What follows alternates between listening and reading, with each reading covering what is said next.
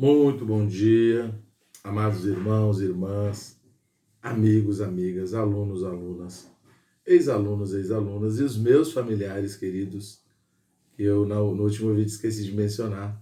Todos vocês que estão aqui no canal, a gente quer agradecer realmente essa corrente maravilhosa que a gente tem feito para levar a palavra de Deus adiante. E eu quero de novo encorajá-los a se inscrever, quem ainda não é inscrito, e quem já é inscrito, ajudar a divulgar essa palavra.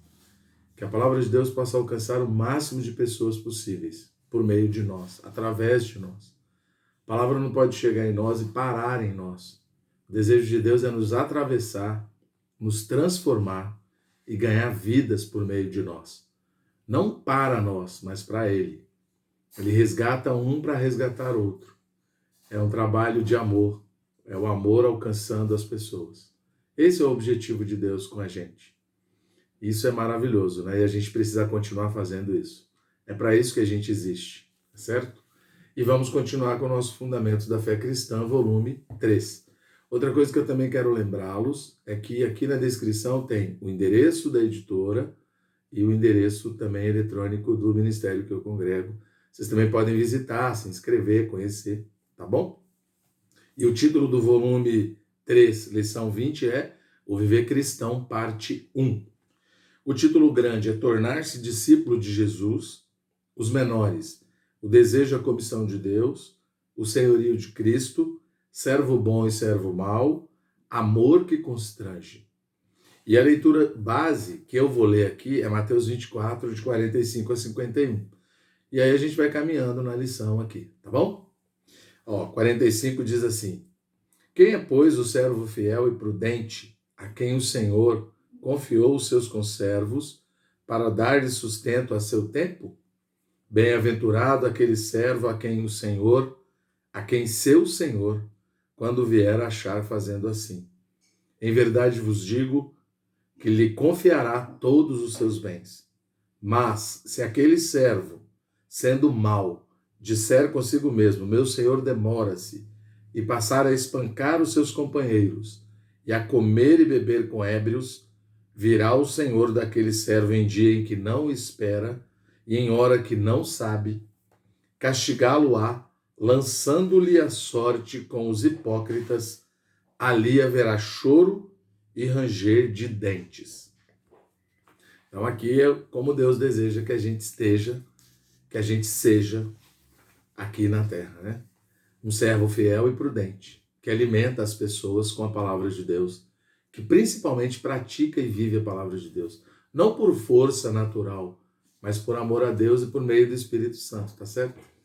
Isso é maravilhoso, né? Então vamos lá caminhar na lição? O desejo e a comissão de Deus. Nesta e nas próximas 2 lições abordaremos aspectos da vida cristã, em especial o serviço a Deus, o viver dos cidadãos do reino dos céus e os frutos do Espírito. É sempre bom lembrar que a salvação não ocorre por obras humanas, mas unicamente pela fé no Filho de Deus. Gálatas 2,16. A isso chamamos de graça. Somos salvos pela graça, e isso não vem de nós, mas é dom de Deus. Efésios 2,8. Entretanto, nossas obras serão consideradas por Deus para determinar se, no milênio, seremos recompensados ou punidos. Em 2 Coríntios 5,10, Paulo nos escreve: Importa que todos nós compareçamos perante o tribunal de Cristo, para que cada um receba, segundo o bem ou o mal que tiver feito por meio do corpo. Em Apocalipse 22:12 lemos: Eis que venho sem demora, e comigo está o galardão que tenho para retribuir a cada um segundo as suas obras. Quando estivermos diante do tribunal de Cristo, não seremos julgados quanto à salvação, e sim quanto ao crescimento de vida e às obras. Mateus 25, de 1 a 30. Tais fatores determinarão a esfera em que estaremos durante o milênio, nas bodas do Cordeiro ou nas trevas exteriores. Em suma, as obras não determinam nossa salvação, e sim o nosso galardão. Nesta lição trataremos do nosso serviço a Deus. O desejo mais profundo do coração de Deus é que todo homem seja salvo e chegue ao pleno conhecimento da verdade. Seu amor pela humanidade é tamanho que entregou o seu Filho unigênito para resolver o problema da injustiça e resgatá-la de volta para si. Mas, para que uma pessoa seja salva, é preciso que creia na mensagem do Evangelho. Quem crer e for batizado será salvo. Quem, porém, não crer, será condenado. Marcos 16:16. No entanto, é importante perceber que o Evangelho só pode ser recebido caso seja pregado. Por tal razão, em Romanos 10:14, o apóstolo Paulo lança algumas perguntas. Como, porém, invocarão aquele em quem não creram? E como crerão naquele de quem nada ouviram? E como ouvirão se não há quem pregue? Em Efésios 3:8, o próprio apóstolo nos dá a resposta.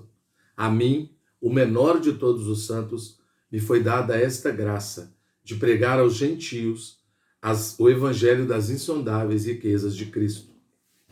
Portanto, essa comissão foi entregue aos próprios filhos de Deus. A salvação das pessoas incrédulas passa necessariamente pelas nossas mãos. Veja só, disse-lhes, isso foi Jesus que disse, ide por todo o mundo e pregai o evangelho a toda a criatura. Marcos 16:15.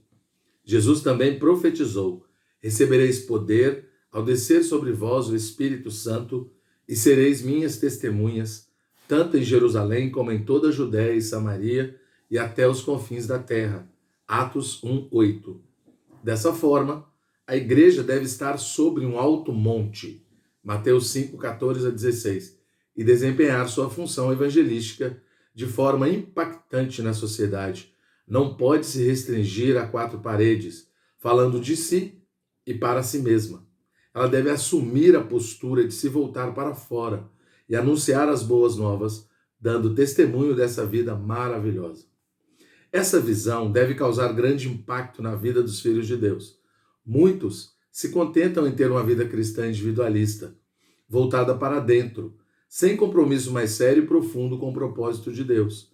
Apreciam ouvir uma boa palavra e a companhia dos irmãos, mas não avançam além disso. Deus os ama incondicionalmente, entretanto, espera bem mais deles. Em Mateus 9:37 lemos que Jesus se dirigiu a seus discípulos: a seara, na verdade, é grande, mas os trabalhadores são poucos. Rogai, pois, ao Senhor da seara que mande trabalhadores para a sua seara. Vemos aqui que não são muitos os que se dispõem a trabalhar na obra de Deus, pois somente os filhos maduros se preocupam com os interesses do Pai. É necessário orar para que Ele desperte em nós um sentimento de urgência pela causa do Evangelho, pois esse é o desejo do seu coração e a comissão dada à igreja. O senhorio de Cristo. Existem dois grandes fatores que motivam um cristão a servir ao Senhor: o amor de Deus e o senhorio de Cristo. Trataremos primeiramente do senhorio de Cristo. Após a ressurreição de Jesus, Deus o fez Senhor e Cristo. Atos 2:36. Os versículos de Filipenses 2, de 9 a 11, reforçam esse fato. Deus o exaltou sobremaneira e lhe deu o nome que está acima de todo nome, para que ao nome de Jesus se dobre todo o joelho, nos céus, na terra e debaixo da terra, e toda língua confesse que Jesus Cristo é Senhor, para a glória de Deus Pai. Como se vê, o senhorio de Cristo é um fato. Todas as coisas estão sob seus pés, pois tudo lhe foi entregue. Além disso, pela obra redentora, ele nos comprou de volta para si, tornando-se nosso Senhor. Leamos alguns versículos nesse sentido. Fostes comprados por preço, agora, pois, glorificai a Deus no vosso corpo. 1 Coríntios 6:20. Vós, porém, sois raça eleita, sacerdócio real, nação santa, povo de propriedade exclusiva de Deus, a fim de proclamardes as virtudes daquele que vos chamou das trevas para a sua maravilhosa luz. A percepção de que Jesus Cristo é o Senhor nos constrange a entregar para Ele o que temos e o que somos, independentemente de nossos sentimentos. Se ganharmos a visão de que somos servos e propriedade de Deus, não mais trataremos nossa comissão de pregar o Evangelho e cuidar das pessoas como uma espécie de serviço voluntário. Ao servi-lo, não lhe fazemos um favor, pois ele é o Senhor da nossa vida. O apóstolo Paulo declarou: se anuncio o Evangelho, não tenho de que me gloriar, pois sobre mim pesa essa obrigação. Porque ai de mim, se não pregar o Evangelho. Se o faço de livre vontade, tenho galardão, mas se constrangido, é então a responsabilidade de dispenseiro que me está confiada. 1 Coríntios 9, 16 e 17. Aqui vemos claramente que ele pregava o Evangelho não apenas porque queria ou gostasse, mas porque tinha um senso de responsabilidade e de pertencimento em relação a seu Senhor. Ele se considerava prisioneiro de Cristo Jesus, Efésios 3:1. Prisioneiro no Senhor, Efésios 4:1. E servo de Jesus Cristo, Romanos 1:1. Em Lucas 6,46, Jesus lançou uma incômoda pergunta: por que me chamais Senhor, Senhor, e não fazeis o que vos mando? De fato, a obediência é a grande prova de que Cristo é o Senhor de nossa vida. Não basta clamar que Jesus é o Senhor, se ignorarmos o desejo do seu coração. Tal clamor é vazio e sem sentido. Por isso, em Mateus 7,21, Jesus fez uma forte declaração: nem todo o que me diz Senhor, Senhor, entrará no reino dos céus, mas aquele que faz a vontade de meu Pai, que está nos céus. Servo bom e servo mau. Perceba a expectativa que o Senhor tem sobre nós. Quem é, pois, o servo fiel e prudente, a quem o Senhor confiou os seus conservos, para dar-lhes o sustento a seu tempo? Mateus 24:45. Portanto, ele almeja nos entregar pessoas para que cuidemos e alimentemos com as sãs palavras da verdade. Um cristão que se consagra ao cuidado das pessoas certamente será galardoado por Cristo, pois se mostrou servo fiel para com Deus e prudente para com as pessoas. Por outro lado, o servo mau, descrito em Mateus 24, de 48 a 51, envolveu-se com coisas mundanas e perdeu o senso de urgência da volta do seu Senhor. Por causa disso, passou a espancar os companheiros. Vemos aqui a figura de um cristão com um viver relaxado que não assumiu qualquer responsabilidade em alimentar seus irmãos em Cristo e membros com ele do corpo de Cristo. Pelo contrário, causou-lhes danos. Tal pessoa será punida durante o reino milenar. Que o Senhor nos livre de uma vida descompromissada e desperte em nós um espírito de servidão. Amor que constrange. O segundo fator que motiva um cristão a se tornar servo de Deus é o amor. Ele nos amou a ponto de entregar o seu único filho por nós, João 3,16. E esse amor é o motivo de nosso amor por ele. Nós amamos porque ele nos amou primeiro. 1 João 4,19. O amor de Deus vai mais longe, pois além de nos constranger a amá-lo, também nos leva a amar os irmãos e amar as pessoas. Nisto conhecemos o amor, que Cristo deu a sua vida por nós e devemos dar a nossa vida pelos irmãos. 1 João 3,16. O apóstolo Pedro sempre pensou que amasse Jesus mais que os demais discípulos. Chegou até mesmo a afirmar que ainda que os outros o negassem, ele jamais faria algo assim. Sabemos, no entanto, que na noite em que o Senhor Jesus foi orar no jardim do Getsêmani, Pedro dormiu em vez de vigiar e interceder. Quando Jesus foi capturado pelos guardas romanos, Pedro fugiu. Enquanto Jesus era julgado de forma injusta pelos sacerdotes e o sinédrio, Pedro o negou 3 vezes. Diferentemente de João, Pedro não se pôs aos pés da cruz, enquanto Jesus derramava sua vida. E mesmo após ter visto e ouvido Cristo já ressuscitado, voltou a pescar e levou outros discípulos consigo. Após esses fatos, Jesus foi até o local onde os discípulos estavam pescando e perguntou a Pedro 3 vezes se ele o amava. João 21, de 15 a 17. Nas 2 primeiras perguntas, Jesus usou o verbo agapau, relacionado à palavra grega ágape, que significa o mais alto grau de amor, o amor divino. Em resposta a essas duas perguntas, Pedro respondeu que amava o Senhor, mas não usou o verbo agapau, e sim o verbo filéu, que vem da palavra filós, que significa amor fraternal, portanto não divino. Porém, na terceira pergunta, Jesus mudou a abordagem e usou o verbo filéu, ou seja, perguntou a Pedro se ele o amava com amor fraternal. Pedro, muito triste, respondeu que realmente amava o Senhor com esse amor ilimitado. Aliás, com esse amor limitado. Essa conversa mudou a vida de Pedro para sempre. Ele finalmente reconheceu que amava mais a si próprio do que ao Senhor.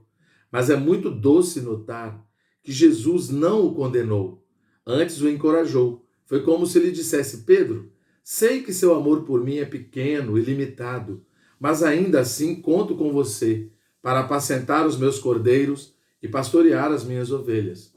Pedro foi tão impactado que escreveu em sua primeira carta: pastoreai o rebanho de Deus que há entre vós, não por constrangimento, mas espontaneamente, como Deus quer, nem por sorte da ganância, mas de boa vontade. 1 Pedro 5:2. Ainda que nosso amor pelo Senhor seja falho, pequeno, limitado, ele não nos condena. Ele nos ama e precisa de nós. Não somos os melhores, os mais capazes, e nosso amor é inconstante, mas o fato é que fomos escolhidos por Deus. Que o Senhor retire de nós todo o sentimento de inutilidade e nos inspire a servi-lo com entusiasmo e excelência. É importante perceber que amamos a Jesus. É importante perceber que se amamos a Jesus, necessariamente cuidamos das pessoas. Essa é a consequência prática de um amor verdadeiro. Por isso João nos escreve: se alguém disser amo a Deus e odiar a seu irmão é mentiroso, pois aquele que não ama seu irmão, a quem vê, não pode amar a Deus a quem não vê. Ora, temos da parte dele este mandamento, que aquele que ama a Deus, ame também a seu irmão. 1 João 4, 20 a 21. Ao observar a história da igreja ao longo das eras, vemos que muitos filhos e filhas de Deus rejeitaram um futuro secular, promissor, e se entregaram sem reservas ao Senhor e ao cuidado dos santos.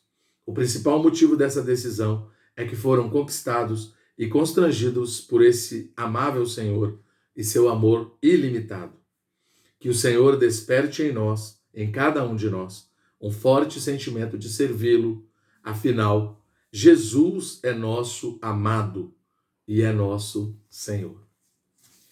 Lição maravilhosa, né? Ó Senhor Jesus. Espero que vocês tenham gostado. Que Deus abençoe a todos.